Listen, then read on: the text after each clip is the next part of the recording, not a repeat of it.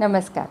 मैं doctor Sanyukta Thorat, assistant professor, department of fine arts, RTM Nagpur university Nagpur, Natukala channel के काव्य महफिल में अपनी कविता आपके समक्ष पाठ करने जा रही हूँ। आप सारे श्रोताओं का यहाँ पर मैं स्वागत करती हूँ और उसी तरह इस चैनल को चलाने वाले जो प्रमुख हैं स्वप्निल जी, उनका भी स्वागत है। तो शुरू करती हूँ। इस कविता का शीर्षक है आज़ादी।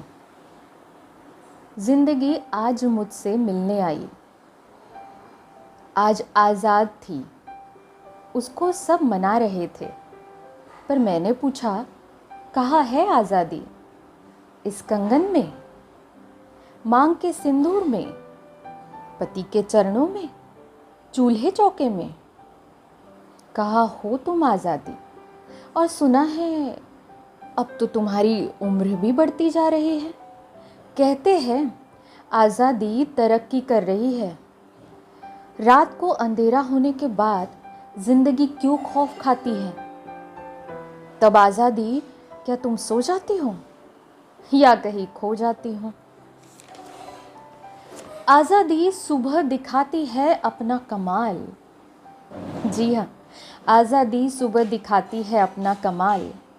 रात को मार खाकर काम पर आने वाले उस बाई के चेहरे और सर पर वो हंसती है।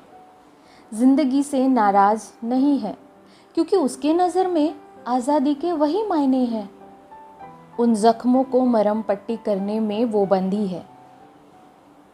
उन ज़ख्मों को मरहम पट्टी करने में वो बंधी है, एक आज़ाद औरत। आज़ादी मुझे देखनी है, तुम्हारे नहीं, मेरे अपने नज़रों से। तुम कहते हो मैं आज़ाद हूँ। सिर्फ तुम कहते हो इसीलिए आज़ाद हूँ ना? मेरी आज़ादी भी तुम्हारे विचारों की गुलाम है। तुमने मुझे आज़ादी दी उजालों में बाहर जाने की। तुमने मेरे कामों को भी बांट दिया। जीते जी मेरे कामों का कोई हिसाब नहीं करता।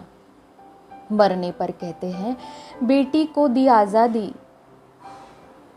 क्या नाम कमाने के लिए मुझे कुर्बान ही होना होगा?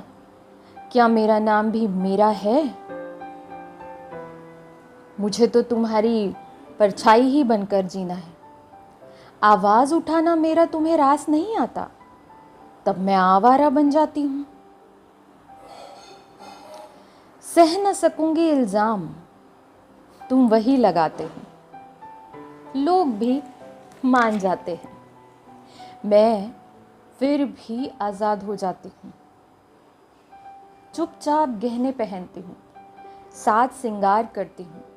तुम्हें रिझाने के लिए मैं आज़ाद हूँ, तुम्हें पाने और अपनाने के लिए नहीं। सच मानो, यकीन करो मेरा, मैं आज़ाद होकर भी वैसे ही रहूँगी जैसे हूँ। तुम मुझे आजमाओ नहीं, तुम मुझे अपनाओ। ज़िंदगी में मैं तुम्हारे साथ हूँ, तुम मुझे आज़ादी दो, मैं तुम्हें ज़िंदगी दूँगी। तुम मुझे आज़ादी दो, मैं तुम्हें ज़िंदगी दूँगी। धन्यवाद।